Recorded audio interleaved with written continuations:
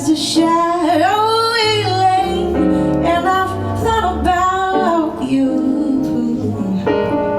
2 or 3 cars parked out of the stars, that winding stream, moon shining down on some little town down with HP. I had the same old dream, and every stop that we made, I thought about you. And when I pulled down the shade, you know I really felt blue. Peeped through the crack and looked down the track. Well, I'm going back to you and say, what did I do? Oh, honey, what did I do? Oh, sugar, what did I do? I thought about you.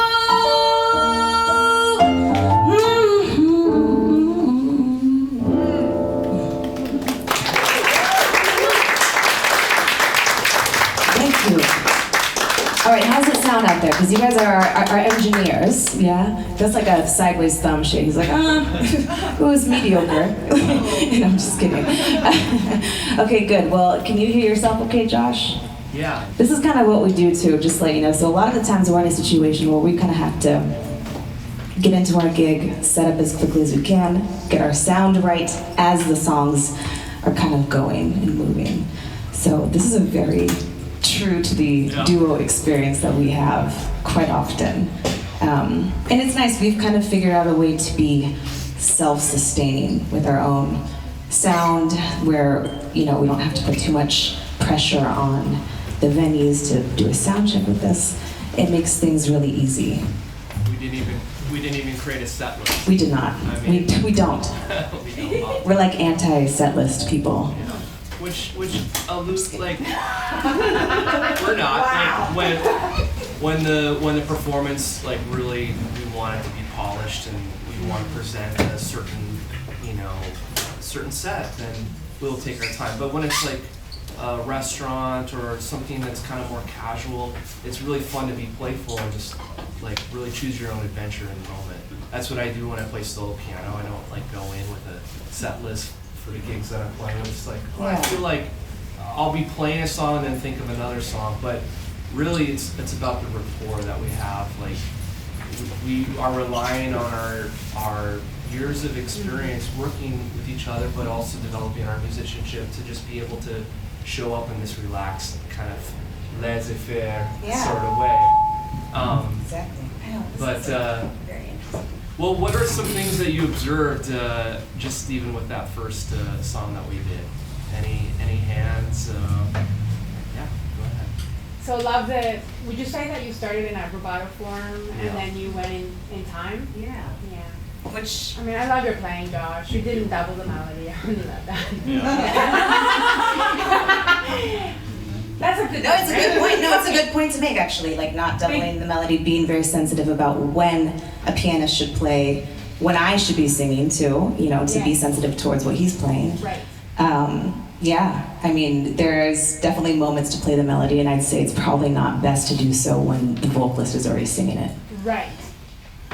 It could be kind of distracting. Because I feel like if you do double the melody for a vocalist, I'm going to think he thinks I'm out of tune. Right. Is that right? That, or like, I never sing the melody the same way, so it's like, how is he supposed to know how I'm gonna sing the melody? Because I don't really sing it true to how it's written. She's gonna phrase it and embellish it in certain ways, and it's gonna sound a little clunky and out of, if I play it straight. So I do have a question. When he finished his solo, did he give you any hint of the melody in the last 4 measures? No. Yeah, this, it's just a very standard turnaround, especially with I Thought About You. Yeah. Do you have anything to say about that? I mean, I kind of like there's cues. Yeah. You hear the turnaround. Right. You hear it. It's leading into the top of the song again. I make it obvious without like literally having to quote it, but I do quote a lot, and it has been a habit in the past. I got scolded by one of the piano greats in town, Randy Halberstadt was my teacher at Cornish, and he'd be like, don't play the melody, she's got it. Right. your job is to support and don't play chords while they're like, don't like embellish and solo a bunch of stuff when they're singing the melody. Oh, do I it in agree. do it in the spaces, Yeah, because yeah. there's moments where the melody is holding, or there's literally a pause, and that's a moment to like create a bit of a conversation, just like a natural human dialogue. Right.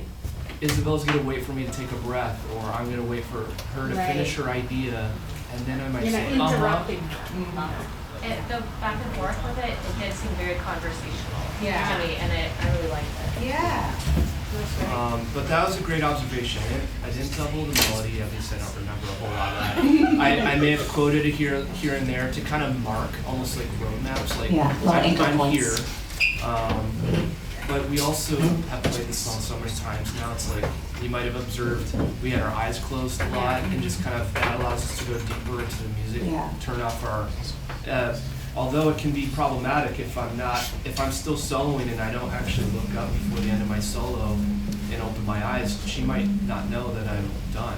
But Josh is really good at giving those kind of subtle gestures to me. Like if he is done soloing, it's really important that you do acknowledge, you know, whether it's me or whoever else you're playing with, that it's like we're approaching the end of my solo, so we might want to either go back into I thought it was great. Don't get this comment wrong, but it was, you know, your first line was nice and mellow, and then it was a fairly,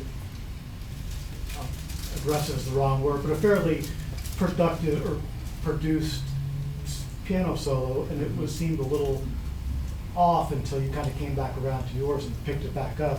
Do you ever like feel like someone else is sort of presenting the song in a different feeling than you are? You know what I mean? Like do we ever have like almost conflicting styles or something that might be it's happening? like- Sure, that stuff happens all the time. Right. You know, that's like the nature of music. It's not perfect. Things happen organically. Sometimes they work, sometimes they don't. But as I often tell my students, it's not about the fumble, it's about the recovery. You know, you often don't know there's a fumble or something like that happening because people are able to recover so well from what's happening, you know. How do you feel about that? How long did it take for you to write that solo? 20 plus years. Yeah, right, Of practice. Exactly. Yeah, and I mean, like, it's the beautiful thing about jazz is like, it's just like we're going with it. We're doing it live. We're really doing it live, and there's magic in that. But there's also like a lot of mystery and sometimes like crunchiness. Like I'll hit wrong notes or I'll miss a chord or something like that. I like what you just said. It's not about the fumble, it's about the recovery. Yeah. It's like, if I don't show, I learned this from acting in high school. If I don't show the audience that I forgot a line or like messed up and I stay in character, they don't know. Right. And if I don't wince, like maybe sometimes they might see me wince or make a face to be like, oh, he's really into it. Yeah. But if I'm not like, son of a bitch, or like, you missed my cue, Isabella. If I'm like just kind of in a state of like, I'm going with the flow, the music is gonna carry me through. Yeah. And what I will say is that my commitment to the groove, which is very important in this setting because we don't have a drummer. Yeah. And it can kind of get watery sometimes and I can warp it, but I do kind of underneath all of my solo stuff feel like I'm being carried by the muse, but by like kind of an internal drummer, a groover, Yeah, right. that's like, I'm locked in no matter what I do. I could play the weirdest, wackest shit, but it's like there's this drummer kind of like, Rhythmic. Tugging along, yeah. blah, blah, blah, blah. And, But also to another point, I feel like we have such a great musical synergy when we're playing together that now we're at this point where if Josh like wants to kind of go out there and like do some crazy, take risk and go a little crazy with the groove changing or kind of whatever he wants to do, really, I'm like there with him. I'm prepared to go on that journey with him and vice versa, hopefully. Yeah. Yes. Sorry, I'm gonna be so irritated. That's okay. No, not at all. We love it. Thank you. So you're at the pink door and you're playing. Most people are not paying attention. Right. Does Josh feel like he can take 5 choruses of solos? is that okay? How do you feel about that? Yeah, as a duo? I don't care so much. Like, I love listening to Josh play. It helps that he's great at what he does. So hearing him, solo for 5 choruses is not like a terrible thing. But I think that it is important to have a good balance. Right. Because you don't want people to get too lost. At places like Pink Door, I feel like, restaurants can be a hard kind of scenario because it doesn't feel like you have everyone's attention, and then people are like, do we clap? I don't know. We're trying to eat our food. Do we clap? Should we bang on our wine glasses or do something?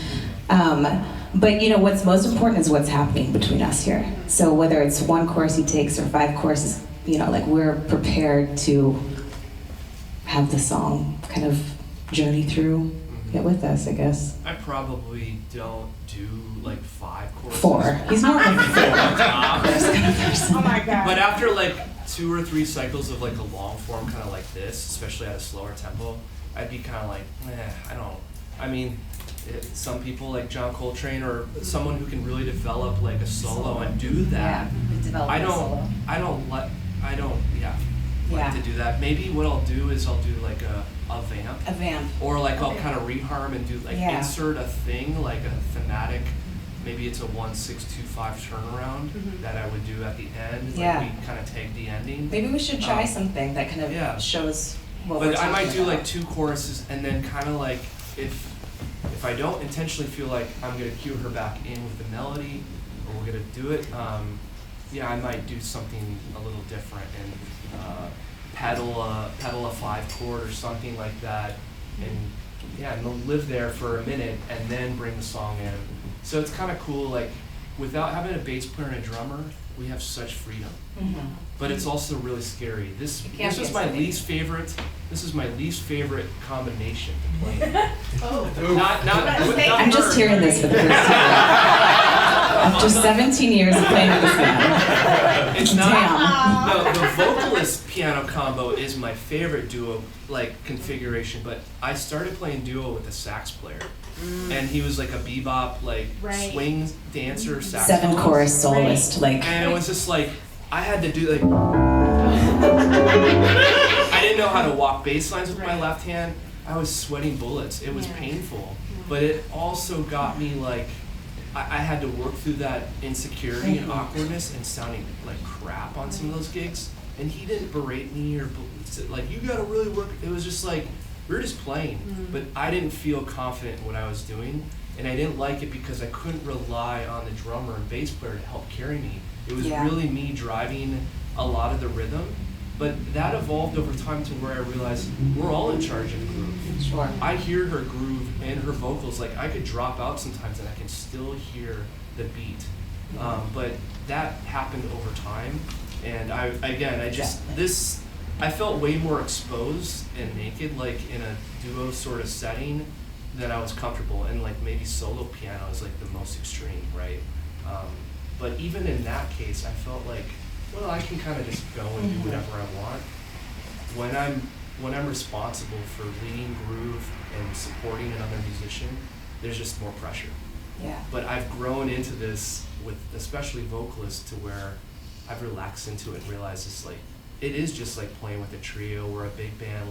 The groove is imperative throughout, but the freedom that I've gotten from this setting is it's such a breath of fresh air. Last night I played with another vocalist, Elna Jordan, who's a really great blues jazz vocalist, and no drums or bass. It was guitar and a cellist and me on piano.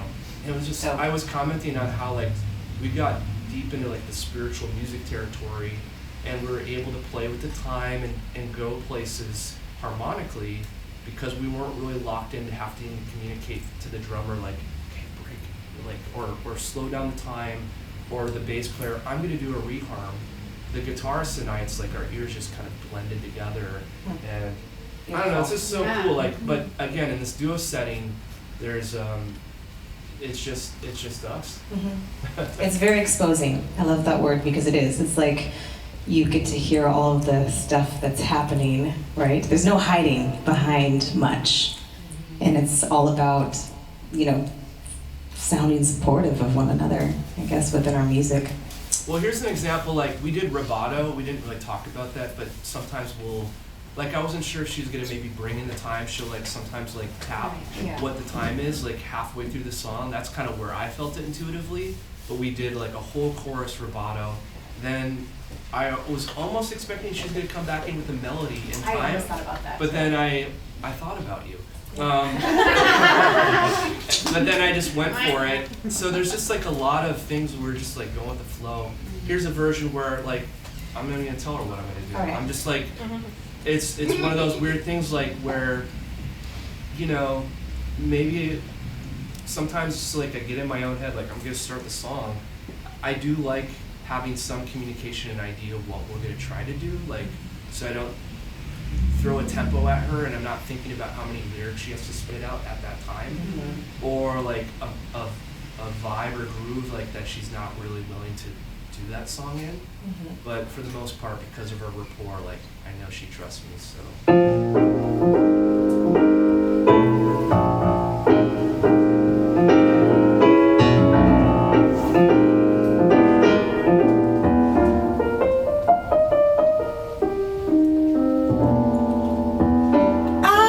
Trip on a train and I thought about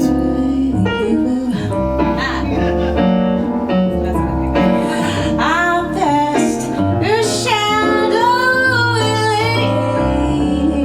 and I thought about you.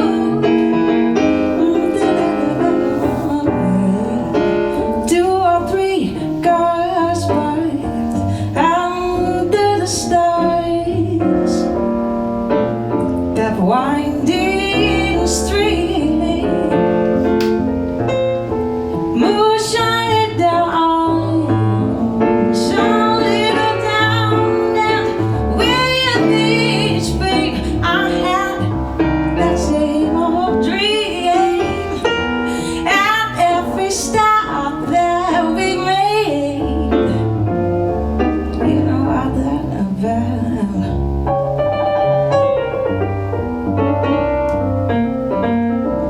And when I pulled on the shade, you know I really felt blue. Beat through the crack and look down the track, the one going back to you. Harris, what did I do? Oh, honey, what did I do but lay on? What did I do? You know I thought about you.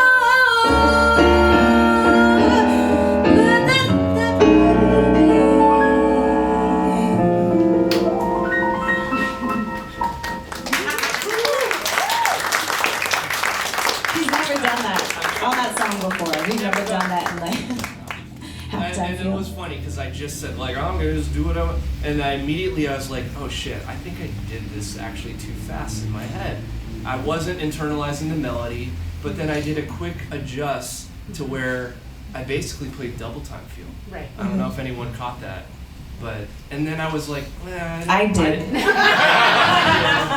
Like a bar into it. I was like, oh shit, we're doing I this. felt like a slight embarrassment, like, oh, maybe I might want to stop this. But then I committed to it. That's the thing. You have to commit. It's Right. like we could have let that just totally flop everything we did.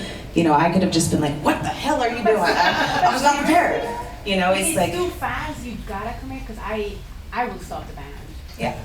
You know, I try my best not to do that. You know, but you know, I think there's tricks. I understand what you're saying because it can feel very uncomfortable doing something in a tempo that you're not used to. But there's ways, there's hacks I think that vocalists can use to their advantage, whether it's omission of certain lyrics and lines. You can always do that. I think people get really stuck and committed to like, I have to get every, you know, line sung as written, and then they end up stumbling on their words. But if you notice, like I even, when I'm singing, when you're playing it double time and I'm singing it in halftime, I omitted some lyrics, like and it doesn't take away from the delivery of the song. It doesn't have to. It's really just about how you can navigate those murky waters. Yeah. Yeah. Well, it was interesting. Like I just committed to it. But I was just like, oh shit, I took a trip on a train, and it's like, that's just too fast for this song, because it's traditionally done like a jazz ballad. But one way that you can make a jazz ballad sound fast is do a double time. Mm-hmm. I took a trip on a train, so How about you? I'll bet a Anyways, well, we did it just a moment ago. Yeah, we did. I don't need to do it. Run the tape back. And then what I did at the end, without communicating even really with a whole lot of eye contact, is I started alluding to a triplet kind of slower, sort of Bluesy.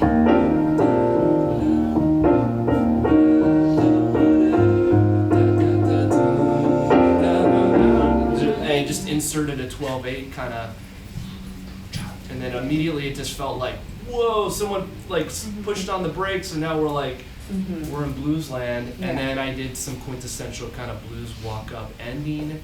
Well, we did a turnaround as well. The most critical thing there's is some built-in kind of things. Oh, go ahead. no, yeah, no, just the most critical thing is that like we are listening to each other, no matter what's happening, whether it's premeditated or not. We don't talk too much about endings, which is a real possible We need to, train though. wreck spot. We need to. We need to, but again, because of our years of playing, I think we intuitively know one of the best default like endings for any jazz song is a 3-time turn like tang, and I think it really kind of weighs heavy on me as the accompanist support to decide like, am I going to do a Count Basie ending? Am I going to do a Ellington ending? Am I going to do like this gospel kind of walk-up blues ending? Am I going to do something really short and cute? I think one of our go-to favorite ones is like, no matter what I do as a turnaround, it's like it's that what we call the tritone sub, or a chord that's just nestled. It could be the same quality chord. It doesn't have to be a dominant chord, but it's just nestled a half step up. And it's like the piano player's version of a guitarist, like with a whammy bar, like and it sounds so good with jazz. So if you're not used to doing that, experiment around with like the endings of your songs by just literally, if it's I'm reading it in B flat, so I'm thinking of B dominant 7 or B major 7.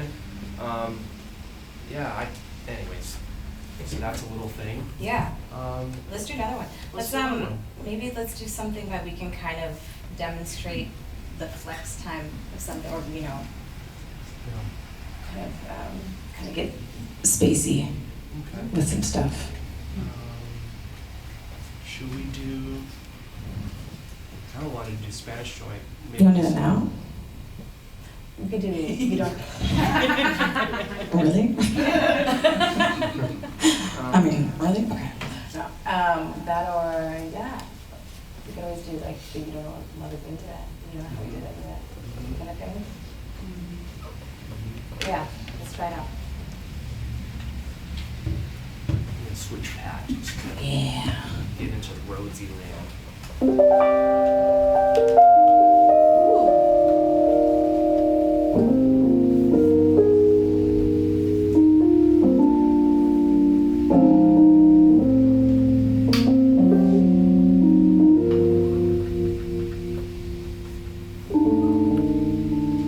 You don't know what love is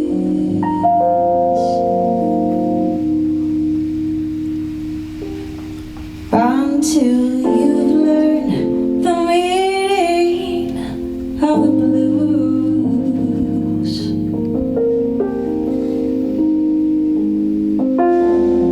Until you've loved a love you've had to lose.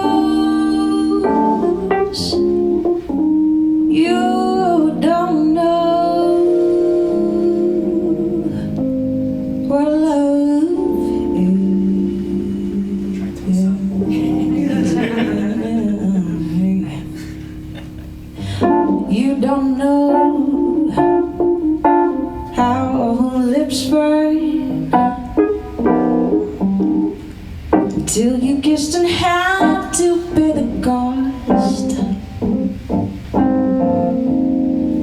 till you flipped your heart and you have lost. You don't know what love is. Do you know how lost I've been at the thought of reminiscing,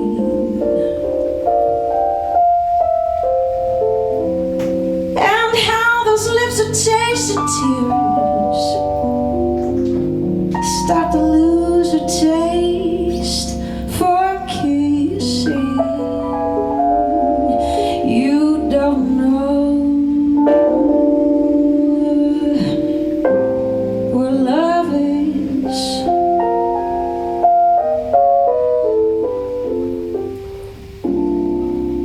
Until you've kissed and had to pay the cost,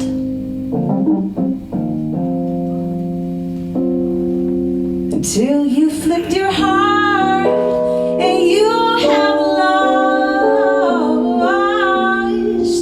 You don't know what. Dum dum dum dum. Bum dum dum dum. Sometimes I bring shakers. Dum dum dum dum. Bum bum bum. Dum dum dum.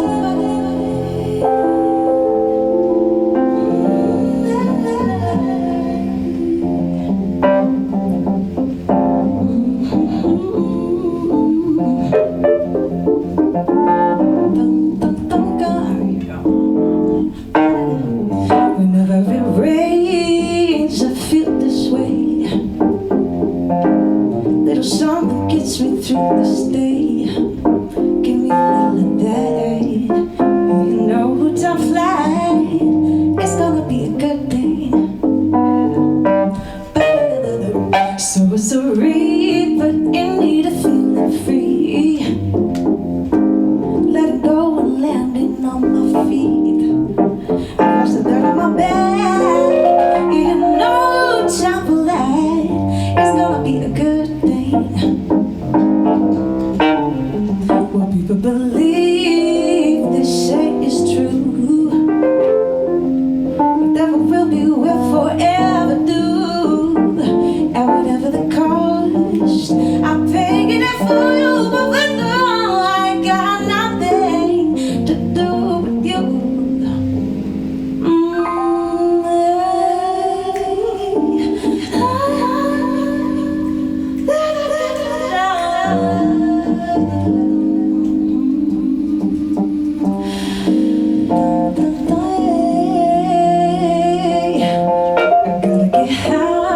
Gotta get out of here. In the light looks so sincere. I mess the dirt off my back. You know time for that. It's gonna be a good day.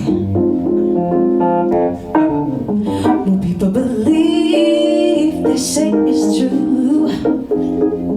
Whatever will be will forever do. And whatever the cost, I'll pay it in full. I can never blame. They believe it's true. Whatever will be will forever do. And whatever the cost, I'll pay it in full. I got nothing to do with you.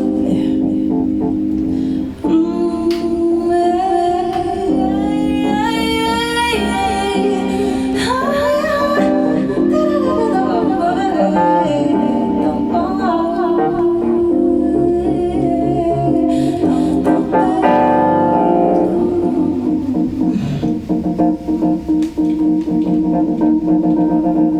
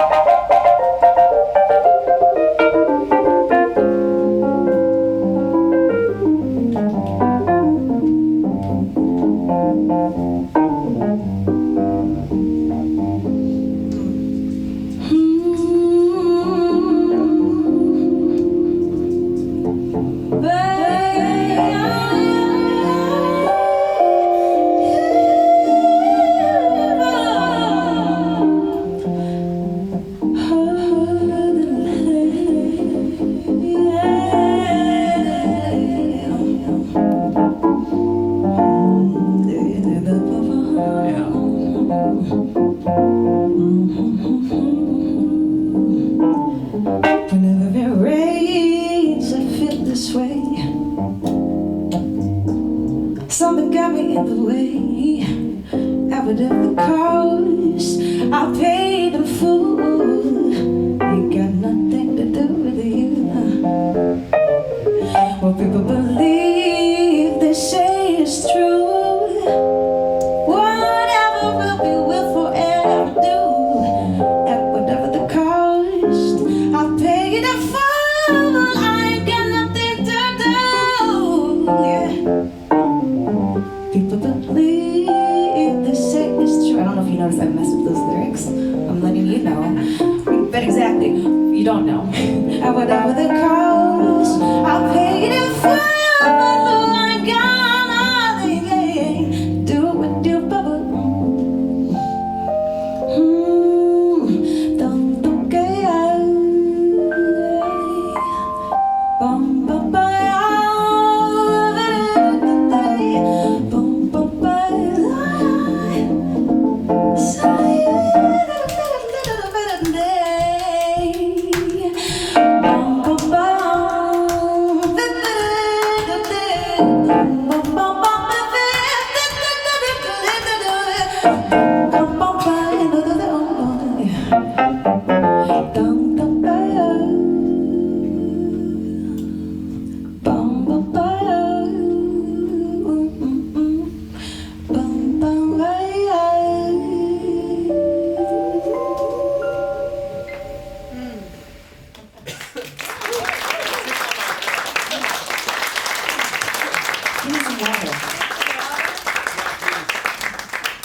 So, you know, like in situations like that where I normally wouldn't tell you that I thought, but I also wanted you to pay attention to kind of what was happening, because I totally forgot the lyrics in a moment.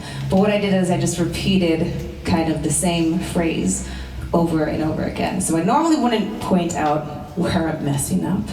So just scads Thank if you. we forgot lyrics? What's that? So just scads. Sure. I mean, like, I kind of was doing that. You know, like, I was actually singing the lyrics for the bridge at the verse sections, and it was just, I kind of just repeated that. And the thing is, like, you don't have to let people know, obviously. But I wanted you to know what was happening in that moment, so you could observe kind of like what I'm doing with myself to kind of get myself out of that situation, right? Because it happens with everyone. I can't remember the lyrics to my own songs that I write oftentimes. Fortunately, people don't know my lyrics enough to sing along and catch that. But it's, again, you know, it's never about the fumble, it's always about the recovery. So being able to deal with that, it's good. For me, I only forgot one note. Can I ask a question? Yes, please. Okay, I have a few. That's okay. So,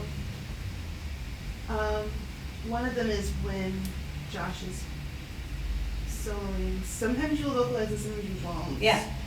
So how do you judge that? I don't. Okay. You know, it's really, again, it's kind of just like feeling out what's happening, seeing if what you're going to add is supporting what he's playing. Okay. And also doing it in a way that I'm not distracting from, you know, his solo or what he is doing.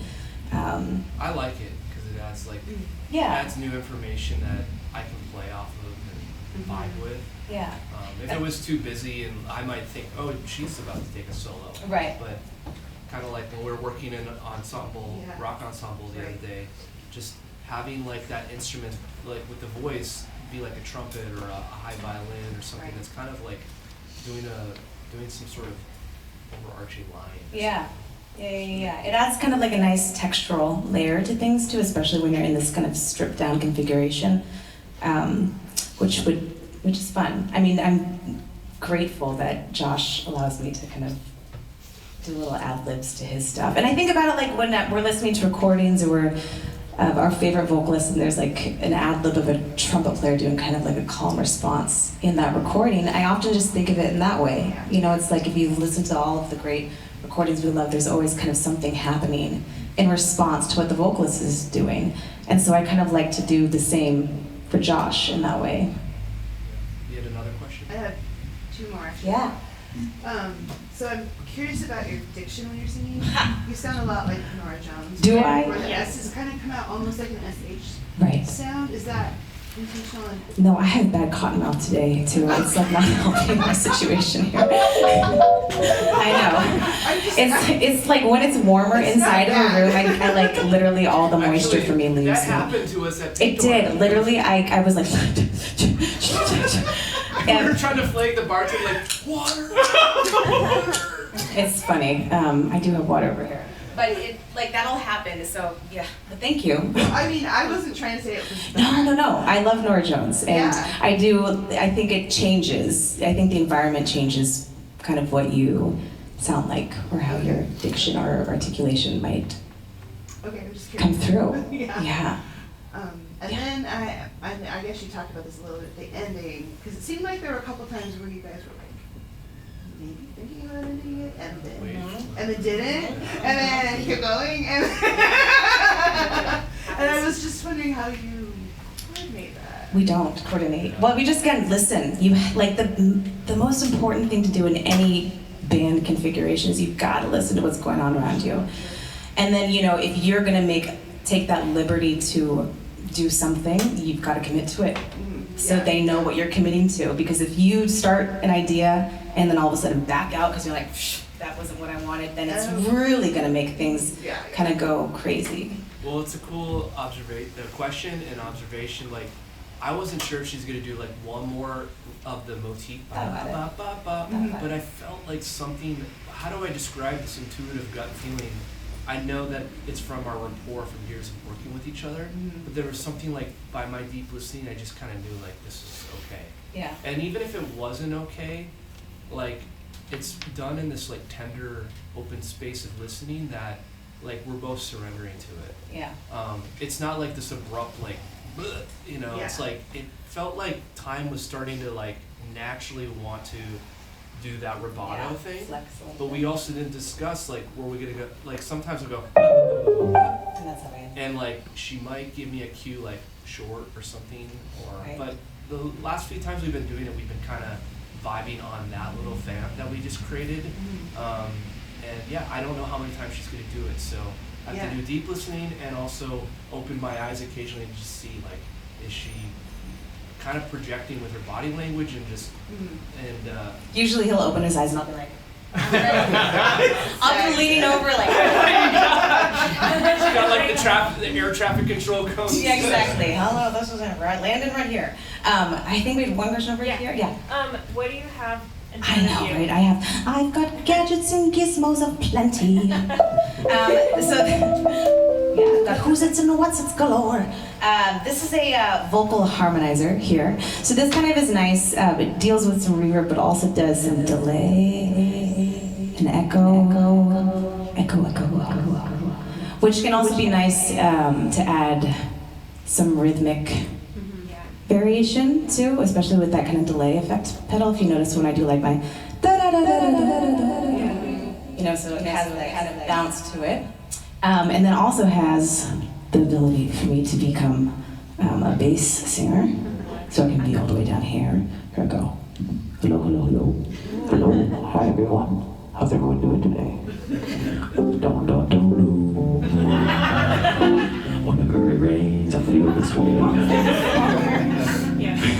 But I can also kind of bring it back to center here so you hear half of my voice and half of whatever I'm setting it to. Then we can kind of go up in scale here. You do certain harmonies here. And then we can even do like chord stacks. It gets kind of do, do, do, do, do, do, do.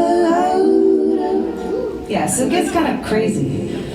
You can actually use this with a guitar as well and do, so it reads the chords through your guitar and it'll set up your vocals to harmonize with the guitar. It's pretty dope. This is a Boss VE2 vocal harmonist.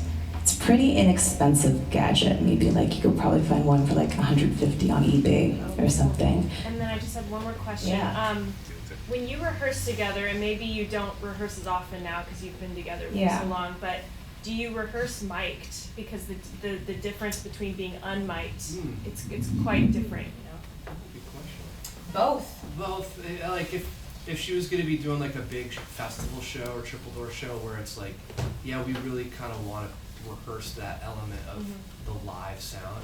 Yeah. It's one thing if it's a restaurant gig and we're casual, or I'm not it's great when she brings this, but I'm almost not expecting her to Yeah. do that. It's more of an acoustic jazz thing. Okay. Yeah, I think it just depends on the setting, but When we have a full band, we definitely rehearse mic'd because They it's really wouldn't hear hard you. to hear Yeah. me otherwise. Yeah. sometimes it's a matter of like, how much time do we have? Like, Yeah. I'm already 30 minutes late, and it's like, Oh, Josh. and it's like, you know, it's just like the acoustic piano in the living room. It's like, I don't really want to set up all this stuff. Yeah. We really, our objective is just to run through the chords and Yeah. like make sure we know the form of the song and like, is it in the right key? Do we have the, so it's more Which nuts and bolts. oftentimes we're not in the right key. Yeah. That's happened before. Ooh, then what do you do? We, Sometimes stop, or I he kind of does like, a cool I panic. modulation. I And panic. he panics. And I try not to show it, and then I like, oh, beep, beep, beep, beep, beep, beep, and I just, I saw you do that with Jacqueline. Josh, That was have great. you ever accidentally pressed the transpose button on your Nord? why did they put it right here? Yeah. Because I'm like soloing and sliding, and it's like all of a sudden I'm like, why does this sound, the keyboard sound whack? It's because I pushed the transpose button. That's amazing. I've Oh. done Stupid. That was the one design flaw they put. It Why did they put was. it right It was. there? They moved it up. It should be like, it should be like on the Mine's side. above, mine's higher up, so I don't know. That's crazy. But yeah, I have hit that button very rarely, but more often than not, like it's just like we love as jazz players like just reading chords off of stuff like this. Yeah. But if I haven't vetted like exactly if I've added a new song, it might not be in her key. Right. So sometimes we have stopped, and it's like that's not the worst thing in the world. Right. We want her to sound great. We want to sound great. I mean, I'll go for it. Like if he doesn't stop, I'll try to go for it and just adjust my registers going between lower and octave higher, which is Sometimes- really difficult but not impossible. And sometimes we know like our voice range changes sometimes. You So see, like, I would just stop the band again. Yeah. if it's not your key, not your tempo, it's not the absolute worst thing at the start to just be like, oh, we're Yeah. gonna do a reset, and you can make it kind of fun and show just you're human. And like when we're doing this stuff live, like people's expectations or our perfectionist expectations have to be right sized because it's literally we're creating this out of thin air. Yeah. But we do try to always do our preparation and be prepared and be professional. Yeah. But I have to kind of like keep that as a caveat. It always happens. Like Yeah. even at the level that we're at, it happened the other night where I just had a chart in the wrong key. It was like a fifth away from where I needed to be. And I It was really difficult. I think what I did, if I remember right, is I kind of kept playing. I just did a quick like. The easiest way for a piano player to change keys is think of the 5 chord of the key that you want to go to, and then just kind of like do a sus chord or a dominant chord of that chord, and then get yourself there, and then maybe vamp a little bit on a 1-6-2-5 or a 2-5-1, and then just get it going. Yeah. Or stop and reset, and it's like the audience just appreciates that you're there. They're like, oh wow, they're human. We're like, yeah. Yeah. It's good. Well, before we run out of time, do we want to? Yeah, I want to. Yeah, I kind of want to. I want to hear a couple people come up here. Actually, just Gail Poe, are you still down to come up and sing one? And then Shire, are you gonna come up too?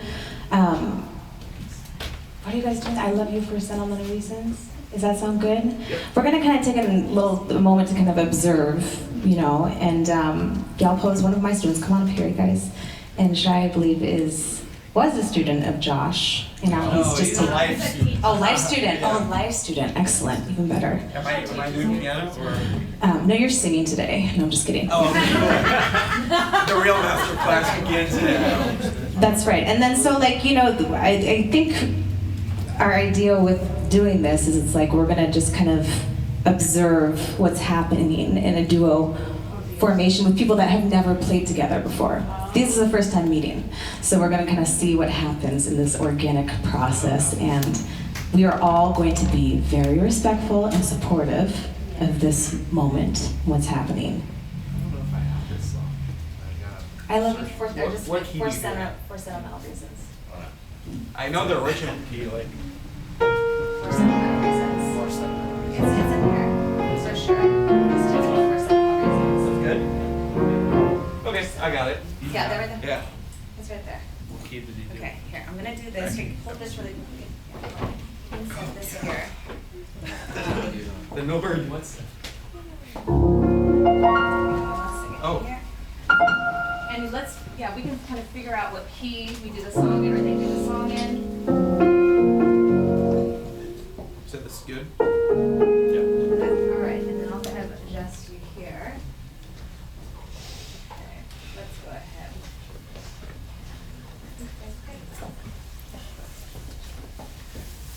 All right.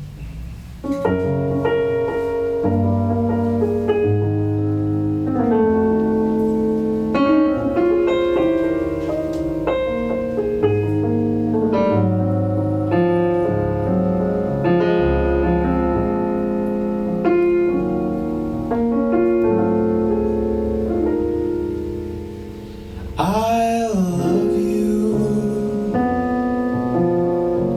for sentimental reasons.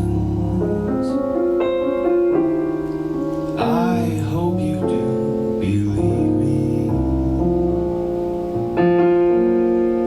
I'll give you my heart.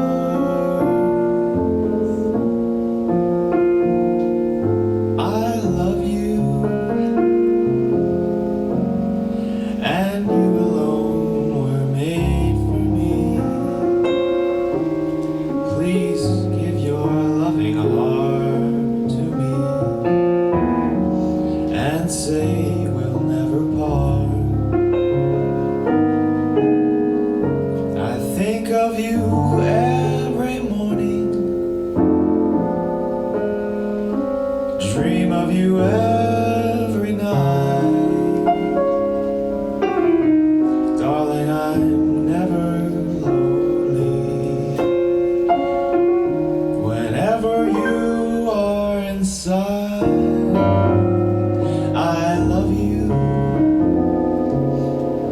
for sentimental reasons. I hope you do believe me. I've given you my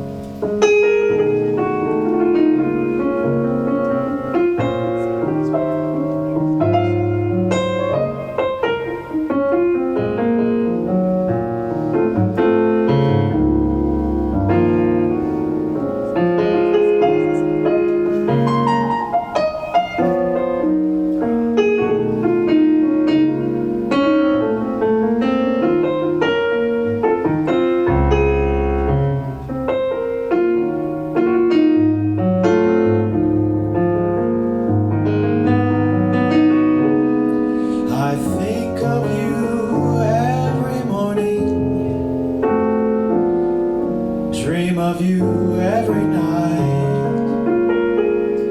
But darling, I'm never lonely whenever you are inside. I love you for sentimental reasons. I hope you do believe me. I've given you my heart. I've given you my heart. I've given you my heart.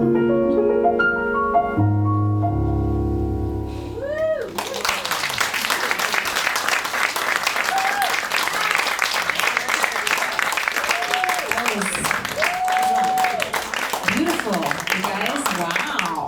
You guys can sing for us. I know, literally. Okay, so they're gonna take over the rest of the masterclass, and Shai is one of the other piano teachers and instructors here at Seattle Jazz Academy. yeah.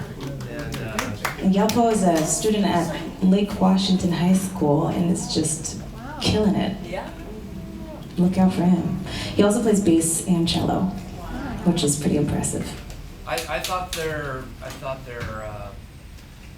rapport. Just, I mean, you guys have never played Yeah. before, right? Yeah. So I mean, obviously, is it Noah? Or Yelpo, sorry. I'm thinking of another piano instructor here. Yelpo, like, obviously had to know the lyrics and the song. Shai, I think, knew this song. I think I've heard this. I don't know that I play it all that often, but you know, they have to trust on some of their musicianship and doing the work to understand this vocabulary and things like that. But they were thrown in the hot seat. Yeah. And like, I mean, that will happen at jam sessions and lots of things. It's good. It's good to put yourself under those high pressure situations and to see like how you do and work out little clunky mistakes on your own and miscommunication. Though I don't think they had many But mistakes. I don't That think was so. really good. I thought it went really smooth, and then I was just gonna comment that at the end, it was kind of like I could tell that they weren't really entirely sure how they were gonna end it, but Shai did a 3-time tag, and then it just ended very naturally. Mhm. So it's kind of like a perfect acid test of why that works very well. Listen, listen, listen. Was there anything you two noticed while playing with one another that you want to share? Any insight? I think it was really cool that you took the cue to come in on the B section. Yeah. Yeah, I was super nervous about that. yeah. No, you did great. You did great. No I one was could like, tell. I don't want to solo over the whole thing. You know, Totally. just gotta like hand it over back to you. But I think you did Totally. well. Yeah. Speaking of which, that went seamlessly, and it just was like almost like this intuitive thing that you guys picked up on. Does anybody know what the hand signal is for a vocalist to, or anyone to cue the bridge? That's a new one. I haven't heard that. Oh, Dragon Guard. Wait, what is it? I was thinking this. Oh, no. Sometimes like go to the bridge. It's a little much. No. Or sometimes I'll do this when I can like take both my hands up, go. The Fremont Bridge. Or they might just be thinking I'm doing a big reveal of my spine. What is this? Yeah. I was telling some students at a rock ensemble class that I sub for, like, that it's really cool to have some hand signals. Like, what I like to do, it needs to be discussed sometimes because hand signals can mean different things in different environments. Definitely. But like, one could mean A section, 2 could mean B, the chorus, or the bridge, 3 maybe C for the bridge. Top is a very Top, kind of I think universal. is- Back to the head, right? Head that's a good one. Last time. Sometimes like pointing Oh, up. last time? Yeah, like if you want to end the song, this is your last cue. Yeah. You know, Or your like, end of you're solo. tagging it. I Yeah. also like this to kind of almost signify like coda, like Yeah, coda, or right. like.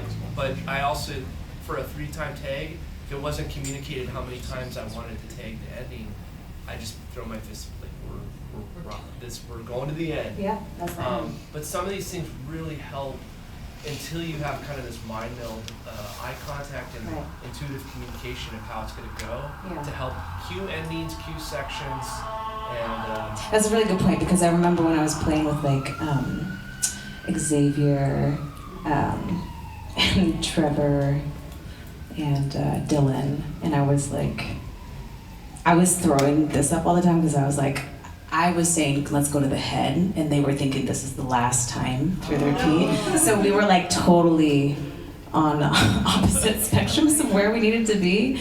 So it was very interesting. So having that conversation ahead of time is good. There is no like, this is set for this. It's like whatever works for you and your band, whatever they can read. Yeah. I guess the point is like they're obviously very helpful. If you can have some sort of hand language cues, it can help so that you don't have to have these totally arranged. And they didn't. They just sat in and they played the song down kind of the way that you would kind of expect it to go at a jam session. But there were some moments where they were just directing traffic to the bridge, turn around at the end. I like this directing traffic, planes landing with your cones, everything. That's great. Let's do maybe like 2 or 3 more questions, and then if y'all want to like do 1 or 2 more songs got it. to close it out. Yeah. Yes. So when you first started working together, did you guys use hand signals? Oh gosh, I don't know what we're using. Yeah, this one. I was like, okay, when we started playing together, I was probably like 17, you know, so it was like a long time ago. I know, we've been playing together for a long time. So I was still like, we're always forever students, but I felt I was very young and I was still learning a lot. There was a lot of things I didn't know. I think we arranged more at that time. I think we were doing more arrangements, we rehearsed more. Yeah, I don't, like, it was so long ago now. Yeah. I mean, I think, you know what though, Josh was in a group called The Teaching, and so much of his playing at that time, when I started playing with him, was very like organic. What happens, tempos fluctuate intentionally, or unintentionally too. A lot of loops, like almost like a hip hop loop, you know, just Yeah. jamming on a cycle. But I would say it was probably a little bit more organized as far as like what our intention going into it was, just because we were still getting to know each other and our musical styles. And so that was kind of important to set that foundation with one another. Yeah, go ahead, Liliana. How did you become a duo? How did I become a doula? Oh, a duo. She is a doula. I am a doula, so I was like, well, it's very interesting. This is a long story, but my sister got pregnant, and I was like, hey, you need someone there? Okay. Oh my God, you are? I was like, yeah, I totally, it was, okay, sorry. Yes, but I am, but how did we become a duo? Budget cuts? Yeah. For real. No, I mean, like, this is the thing. It's like, we are all musicians, and we have to recognize that there is not a lot of resources out there financially for people to be supporting full bands. So the opportunity to have duo sets with another person is a lot more common, I think, than, you know, people being available to support a full band in their venues sometimes. Not so much like, you know, performance venues and stages, but all of the smaller venues around town, a lot of the restaurants. And easier to schedule, better pay, way more flexibility. In some regards, it's harder. Mhm. We're really, Space. We're really working hard Yeah. to like cover a lot of other instrumentation. Sure. But yeah, space. Space limitation, you know, Yeah, like things the like pink door that. stage is very tiny, very Yeah. tiny. And there's a lot of venues that lend themselves well. They have a piano there and a vocalist, you know. So it just, that's a great question. And Yeah. I think it was more of a natural thing. Like we just kind of felt excited to do more casual Yeah. gigs around town in this setting. What we've enjoyed is how it's matured over time over the year. Well, we've been playing duo in a lot of situations for many years, but specifically at Pink Door, where we've been playing regularly now, she brings her MPC machine and like she'll like bring her productions, and it's so maybe we'll do that next. Yeah, maybe we'll do we one will. of those. Yeah. But I was just gonna say, it's been really fun to develop like a sound Yeah. that we wouldn't kind of naturally approach this as like a band or a thing. And you can look at other duos like with Patty and Tuck, I think, or even Ella and Oscar Peterson. Like there's some really, really great vibes of those relationships, and I don't imagine those got cultivated overnight, you know, like Yeah. most things. I think finding someone that you know you can build with over a long period of time is really important too. The longevity between the communication we have and our commitment to wanting to be better supporters for one another in that situation, I think is what really drives us to being adaptable to be a duo as well. Last question Sorry. from me. I'm sorry, I'm gonna go back there and then I'll come up for Nick. So when you guys play at like places like restaurants or coffee shops or stuff like that, even if you're like calling out the songs, do you typically have the numbers like rehearsed, like, oh, I'm gonna do like this in the intro and then have this happen in the bridge, or do you just kind of let it flow and let it just kind of go? Yeah. Yeah, I think there is kind of like a standard approach to, we're gonna play the song a lot of times, like if it's Can't Help It by Stevie Wonder, it's like there's gonna be kind of like a natural intro, verse, chorus, maybe like a second time verse, chorus, and then it's open like for the solos. I might just jam out on like a couple chords, like the first two vamping chords, anyways, like I think it's a balance of the two. Yeah. But there is kind of like a methodical or natural approach to presenting most songs, beginning, middle, end, like a story. Intro. But there will be moments where like we'll play a Joe Bean tune and it's just like I'll insert a vamp or do something totally different. We'll expand on it. So, and we leave a lot of the intro and outro and in between stuff's really cool. But generally speaking, for like a jazz standard, I think it's like pretty standard that you see like an intro, which can either be the last 4 bars or the last 8 bars of a song, setting up the tune, going through the song, going through the solos, and then the outro being a tag at the ending, you know, to tag it 3 times. And that kind of seems to be like a good blueprint for people to use. Yeah. Well, we saw it with the Shiny Aleppo, like There you go. It That's exactly what they did without like discussing some it. sort of setup and then sing the form down and then it was almost like they could have ended the song like it was at a nice slow tempo, but then I wanted to. But Yeah. Israel was like solo. I know. So, but Gotta do a solo. once you state the melody, that's the methodical part. Like after the melody stated, it would naturally turn over to a solo at the top of the song, and then yeah, you could come in on the bridge, or again, the melody comes in at the very top of the song, Sure. and then wrap it up with some sort of tag ending. I like that. It feels like a safe like blueprint that I can take as an accompanist, and then we don't really have to discuss really a whole lot of how we're gonna approach the music. Yeah, once you know it, you get the tag at 3 times it's coming, like you'll know it's coming, you know, and I hear it.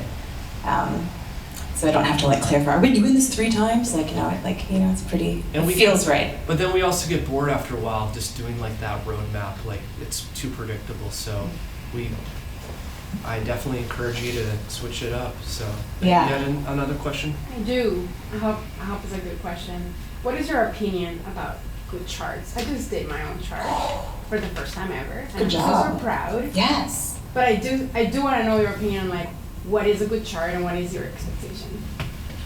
I have high standards. I like making. I want to hear that.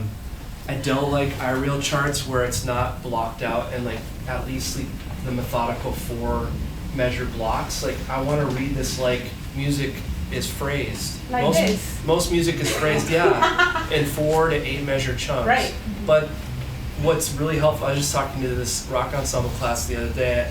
They gave me a Pat Benatar like iReal chart, and it was like the B was somewhere over here, and it was like there was a 2/4 measure, and I was like saying it'd be really nice for that extra measure to be like hanging down on its own, so I just knew like it's 4/4. Oh, and then there's a 5th measure here. Yeah. This is iReal. It's just chords, so it doesn't give me a whole lot of information. But I would say the same thing for a written lead sheet. I want it like usually typed up like in there's MuseScore, I've used Finale for a long time, and I like the chords like in a bigger font now that I'm getting older. And like, just that it looks clean and presentable, and even if there's lyrics on there so I can follow along.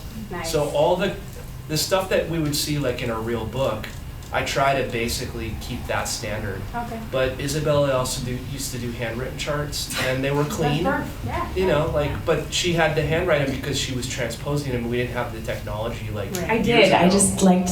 But there's also kind of a cool I liked aesthetic writing of them like out. handwritten. I was I like, did. oh, this was like in her handwriting. Yeah. I had a trumpet player like literally give me like scribbled just chords and bar lines, Yeah. and it's like, oh, that's a Helms handwriting, and it's just all I needed was the structure of the sections of the bar lines and the chords. Basically, a crude version of this, but just handwritten out. I'll tell you why I liked handwriting the charts is because it helped me get really familiar with the melody. Right. I do the same thing with my lyrics. I will write them out in a journal. I will address the lyrics to somebody, whether it's myself or an ex or something, Oh, no. But and personalize it in a way that I remember them, right? And I think writing out charts for me, that was my kind of way of processing the music and really understanding what was happening with the melody in conjunction with chords. So. And guess what? I read still a lot of these iReal charts. Like, I don't have every song in her key memorized like I should. Most of them I do. But it still just helps to have like something I can like open my eyes and just remember like what's coming up next. Right. I really like clean. They're roadmaps, and the cleaner the roadmap is going to help me get to my destination. Yeah. And do my job as support. Yeah. I think with non-jazz standards, like when you have like R&B or pop songs that are a little bit more simplified with their sections, just like here's the A, here's the B, here's the A. It's like, it's less about, I feel like even when I do write a chart, I end up not so much following exactly word verbatim what the chart is saying, but like more understanding that we have two different sections that we're going to have to be going back and forth between, whether it's like the A or the B, or the A or the B. And so just being really familiar where you can kind of jump around between those two or know that that's coming is helpful. I don't know if that answered the question, but yeah. Okay, good. Good. I'll speak for myself. Good. I do like, all these questions are great. One other thing I wanted to just quick share from the piano player's perspective of duos is I really like, when possible, and you see me do a lot of flourishes and fills, the groove is like carrying me along so that I can just arpeggiate and do a lot of crazy comping and things like that. I try to voice my chords as a piano player from the melody down so that she's on top, that the melody is floating on top, and not in every case. Or like my harmony is fairly simple, like shell voicings in my left hand and some simple harmony in my right, so that the melody, again, I'm really supporting the melody. When it's time for my solo, I can get as crazy and jazzy and new agey as I want, but my role, and this was something that I picked up from Randy Halberstadt, was really to be supportive of the melody, to be of service to the song. And I had to learn that through a lot of pain and trial and error. But that I wanted to communicate that for all accompanists. Like, even if you're accompanying yourself singing, it's like less is more, and staying out of the way of like talking over somebody. We hate it when people are like, blah, blah, and we're like, but just hear me. I have something I need to say first. So yeah, that's true.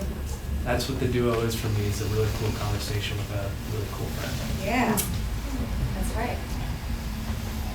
We're best friends now. Besties. After all these years. We could incorporate that in our best friend handshake. What original, or what do you want to do? Oh man, do you want to do Indecision or Mornings? Okay. I'd like to do that one. Yeah. Okay, give me 1 second here. 1 second so I can... So this is cool where, yes, to a certain degree, we're now, I don't want to use the word like slave, but we're now like dependent on this to be our metronome. But she can turn that off if we decide like we just want to go for it. Yeah. But it's once fun. the drum groove is going, it's like we're locked in. That is our metronome. And what's cool about it for me is then I don't have to like, I can kind of relax a little bit more. I can float on top, and there's other instrumentation that she'll bring out, and also isolate mute in her production. Yeah. And so I can kind of just jam like with a built-in band. Yeah. But the way that we've been doing it has felt like very natural. It's nice to give him a break every once in a while. It's not like a DJ Right. where it's like it's just the record and we're playing to the track. There is a little bit more give and take, as you'll see, which I love, because I'll just share this one little caveat. Many of you may know I play with McLemore and Ryan Lewis, and a lot of pop and hip hop, like they have to play to the click. But it's like the most boring thing for a live musician, because and it's the arrangement is the same, the production, and they have to rely on the production for these big shows because they need to make sure it's flawless. It's like but it's just, it's the dumbest, most boring thing to perform as a musician. So the few times I played big festivals with them, I was like, yeah, this is just not for me. It's like I'm playing in front of thousands of people, and it's like, this should be amazing. This should be like a huge career highlight. In some ways, it was like really fun to do that. But I would much rather play with someone I can have a conversation with and have but that's the jazz musician, like, hoity-toity part of me. Sure. But, Hoity-toity. Hoity-toity. Okay, let's see. all right, Let's see what we got going shut here. up and play. We're gonna give him a little break here. Look, Ma, no hands.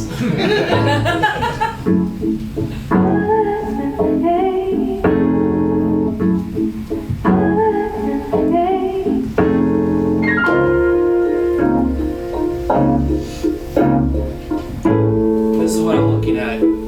I see.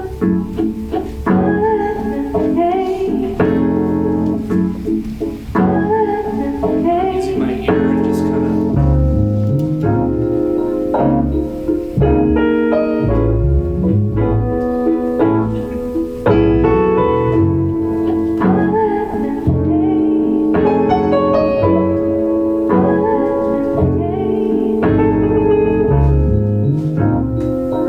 See then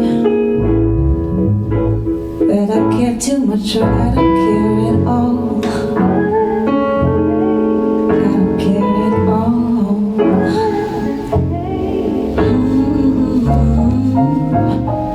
Back and forth between holding on to feelings or forever letting go.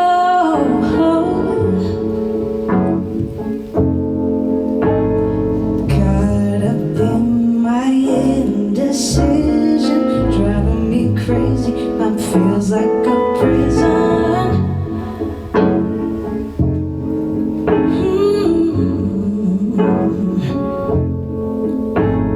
Knowing everything at stake, and that my future depends on the choices I make.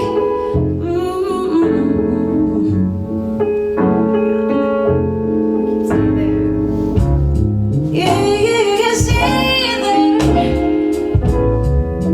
that I don't love you or I don't love you at all.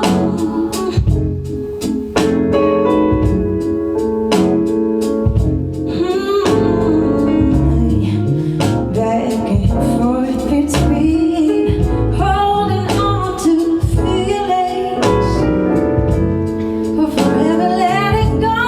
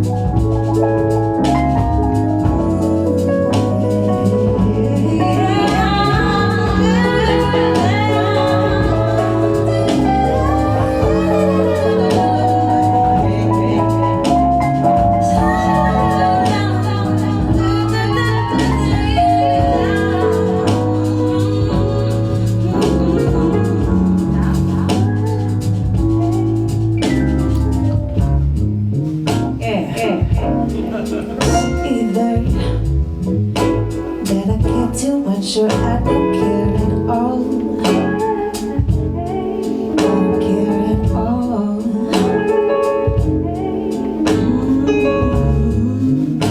Back and forth between holding on to feelings or forever letting go.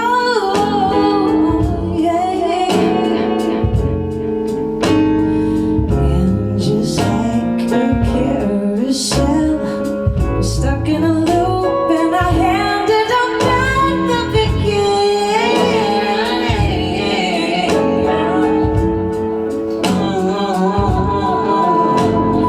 It's a place I know too well. I'm stuck in a loop and I handed up at the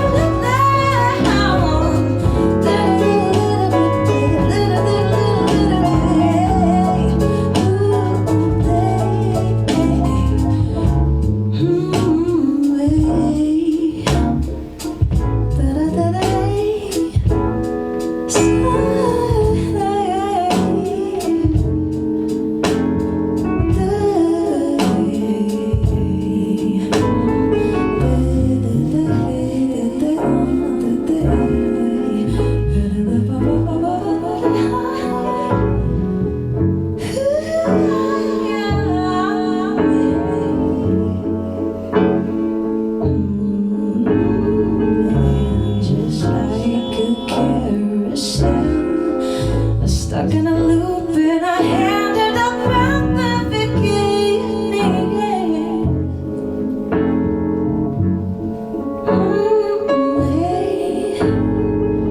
It's the only chance I take. I'm stuck in a loop and I ended up at the beginning.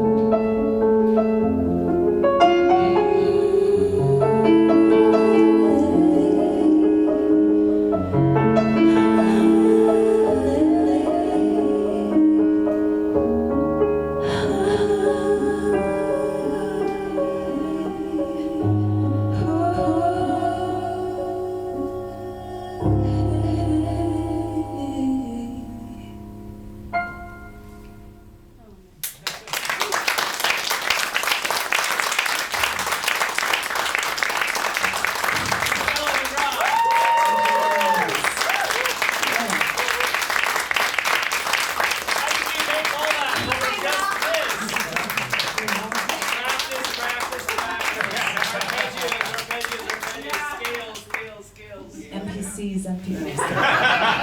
One thing I gathered from your whole event, a couple of key points that I pulled out from some of the questions that you answered, was put stuff out of the box. Yes. It's part. It's like kind of an inevitable part of the process Yeah. of being able to work, play and work off of each other. Is stepping out of the box and putting yourself in those situations where you're probably going to mess up sometimes, and Right. eventually build up to it, and give yourself grace when you do that, or when you make a mistake and need to recover, or maybe make a mistake and just need to be charming and Yeah. like play it off and be like, it's fine, it happens. Yeah. And have fun. Always have fun. Number one rule, always have Fun fun. and experimenting. So yeah, thank you. Let's give Yes. them another round of applause.